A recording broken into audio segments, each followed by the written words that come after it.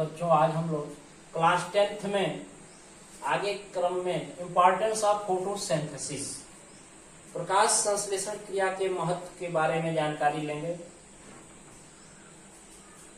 प्रकाश संश्लेषण क्रिया बहुत ही महत्वपूर्ण क्रिया है, इसके बहुत ही इम्पोर्टेंस है। तो सबसे पहला इम्पोर्टेंस है फूड एंड अदर प्रोडक्ट्स, भोजन एवं अन्य पदार्थ के रूप में, भोजन एवं अन्य पदार्थ के रूप में। अभी हम लोग पढ़े हैं कि फूड वायुमंडलीय कार्बन डाइऑक्साइड CO2 और जल मिल करके जो है ग्लूकोज बना लेते हैं। ये ग्लूकोज बन जाता है। ये ग्लूकोज भोजन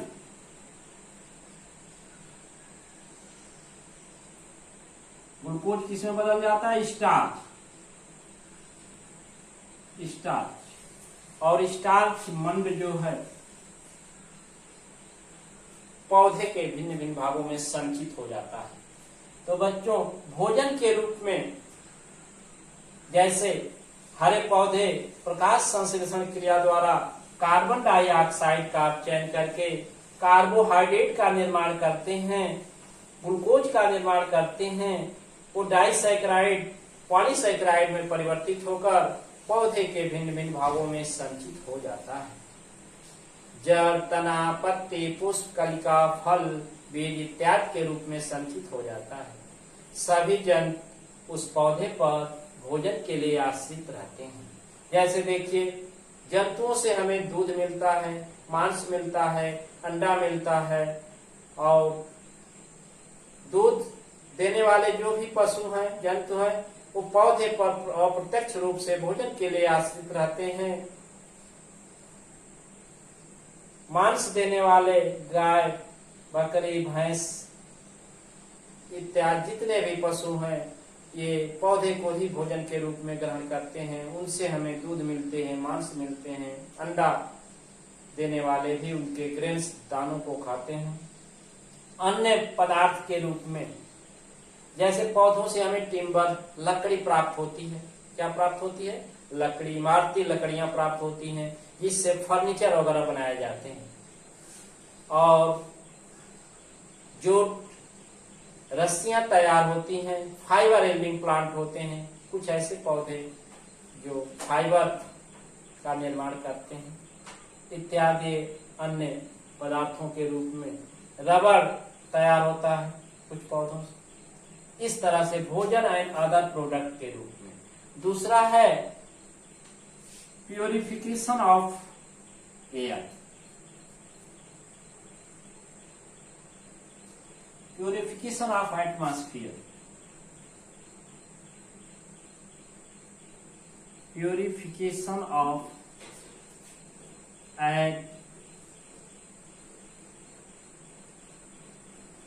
एटमॉस्फेयर, वातावरण के शुद्धिकरण के रूप में। तो हम सभी लोग जानते हैं कि रिस्पायरेशन श्वसन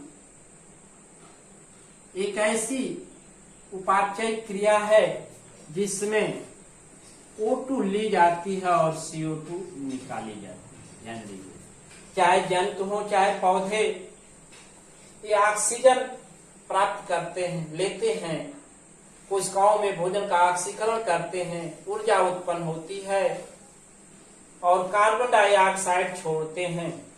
तो वातावरण में कार्बन डाइऑक्साइड पहुंच जाती है तो वातावरण अशुद्ध हो जाता है।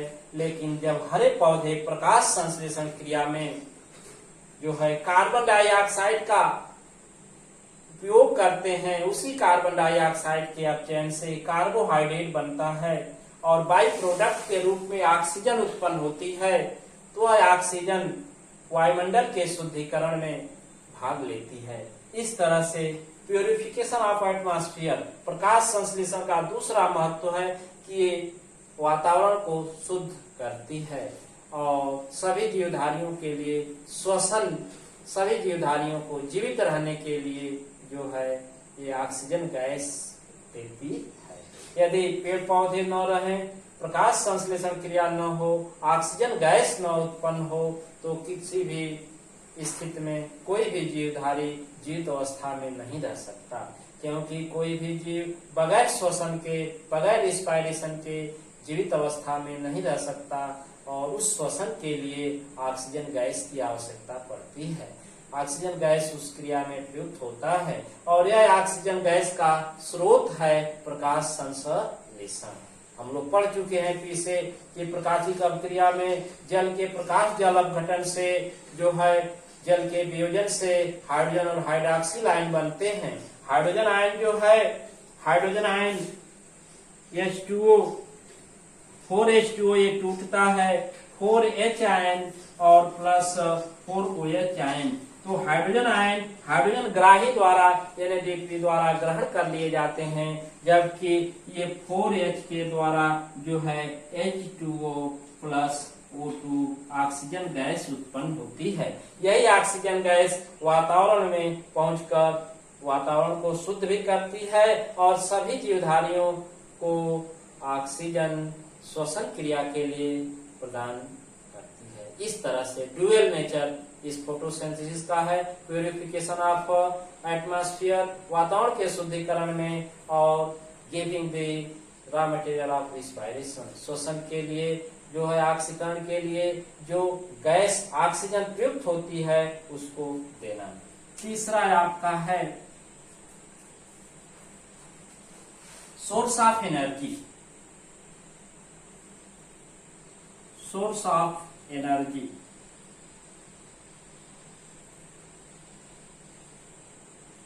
ऊर्जा के स्रोत के रूप में,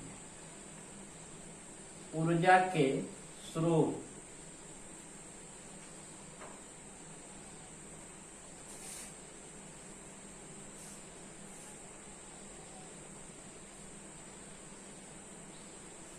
बच्चों, ऊर्जा के स्रोत के रूप में सब लोग जानते हैं कि जब कार्बन डाइऑक्साइड का अपचयन होता है तो कार्बोहाइड्रेट बनता है। क्या बनता है? कार्बोहाइड्रेट।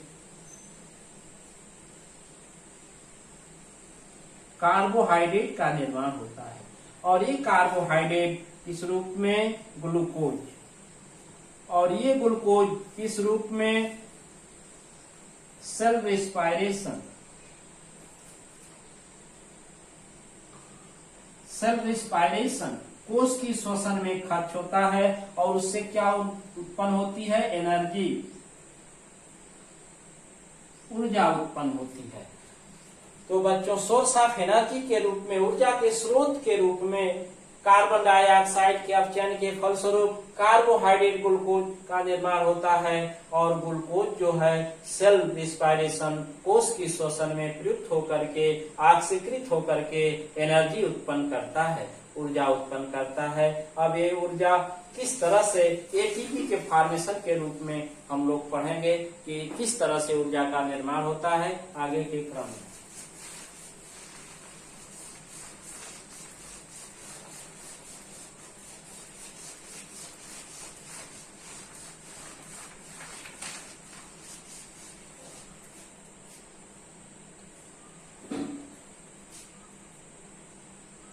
एटीपी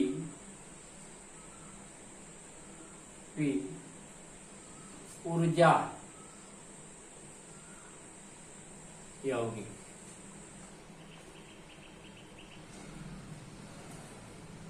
एटीपी ऊर्जा यौगिक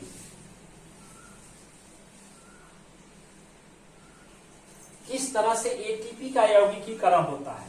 तो सबसे पहला इसमें पार्ट है, ये जानते हैं कि जल और कार्बन डाइऑक्साइड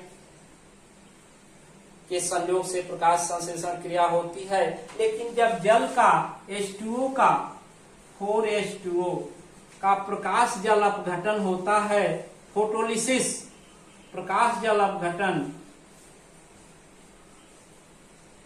फोटोलिसिस होता है, तो उस समय बच्चों प्रकाश जल अपघटन से क्या होता है? 4H और 4OH का निर्माण होता है। इसके साथ एटीपी ऊर्जा बनती है। एटीपी जनरेशन होता है, सूर्य की प्रकाशिक ऊर्जा रासायनिक ऊर्जा में बदलती है। तो ये हाइड्रोजन आयन जो है, हाइड्रोजन ग्राही NADP द्वारा ग्रहण कर लिए जाते हैं और बन जाता है NADPH2। ये NADPH2 का निर्माण हो जाता है और यह NADPH2 डार्क रिएक्शन में कार्बन डाइऑक्साइड के अपचयन में भाग लेता है। लेकिन जो एनर्जी का प्रदर्शन होता है वह एडेनोसिन जो होता है, एडेनोसिन फास्फेट से एक फास्फेट यदि जुड़ता है तो इसे AMP और एडेनिन बेस से यदि 2 फास्फेट जुड़ता है तो इसको ADP, एडेनोसिन डाइफास्फेट, और एडेनिन बेस से यदि 3 फास्फेट जुड़ जाता है तो इसे एडेनोसिन ट्राइफास्फेट ATP कहते हैं। This is 3 form of energy. ये 3 ऊर्जा के रूप हैं। जब एक ऊर्जा का छोटा सा पैकेट एडेनिन बेस से जुड़ता है तो AMP, एडेनोसिन मोनोफास्फेट कम ऊर्जा धारक, और जब AMP से एक और फास्फेट जुड़ जाता है ADP, एडेनोसिन डाइफास्फेट, और जब एडेनोसिन डाइफास्फेट से एक और ऊर्जा का पैकेट जुड़ता है तो एडेनोसिन ट्राइफास्फेट ATP का निर्माण होता है। यही ATP storage form of energy है, ऊर्जा का संचित रूप है। इसका यौगिकीकरण सपोज कर लीजिए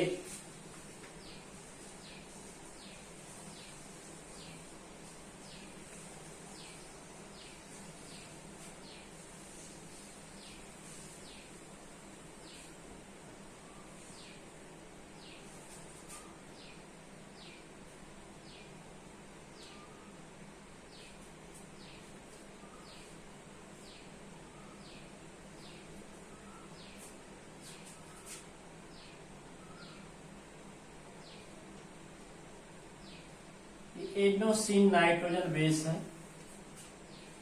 इससे ये एनर्जी AMP एक फास्फेट, यहां देख रहे हैं ADP 2 फास्फेट एडेनोसिन डाइफास्फेट, और यहां जो है ये जो है आपका पूर्ण रूप से ATP एडेनोसिन ट्राइफास्फेट यौगिकीकरण हो जाता है। इस तरह से ADP ATP में और ATP ADP में परिवर्तित होता रहता है। जब हमें ऊर्जा की आवश्यकता पड़ती है तो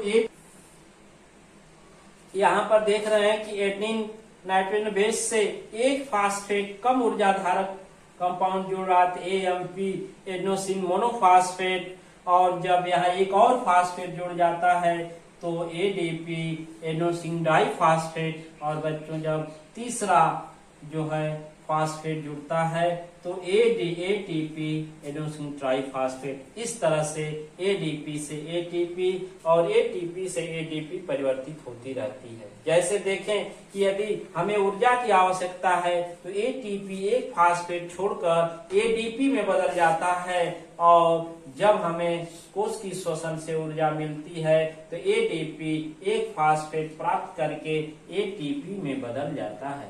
इस तरह से ADP ATP में और जो है ADP ATP में और ATP ADP में परिवर्तित होते रहते हैं।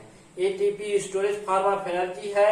यह जो है सेल आरएनएल माइटोकॉन्ड्रिया में संचित हो जाता है और आवश्यकता पड़ने पर कोष की श्वसन में या अन्य जीवधारियों की जैव प्रक्रियाओं को संचालित करने में प्रयुक्त होता है। तो ये सब प्रकाश संश्लेषण क्रिया के महत्व रहे। आगे के क्रम में हम लोग प्रकाश संश्लेषण क्रिया को प्रभावित करने वाले कारक पढ़ेंगे। Thank you.